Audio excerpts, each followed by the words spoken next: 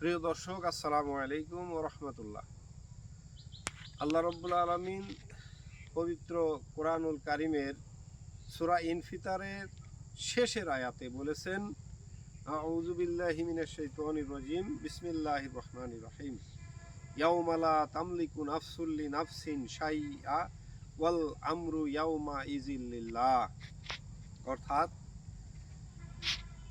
সেদিন কেউ কারো কোনো উপকারে আসবে না, সমস্ত ক্ষমতা থাকবে একমাত্র পরাক্রমশালী আল্লাহর হাতে। সেদিন বলতে কিয়ামতের দিনকে বোঝানো হয়েছে। তো আজকে দেখেন, এই দুনিয়াতেই মানুষ কিন্তু কেউ কারোর সাহায্য করতে আসে না, বরং আরো ক্ষতি করার চেষ্টা করে। আর সেদিন তো থাকবে বিচারের দিন, শেষ বিচারের দিন। ওই দিন মানুষ কেউ কারো উপকার করতে আসবে না। তাই নিজের আমল, নিজের পুঁজি নিজে সংগ্রহ করতে হবে।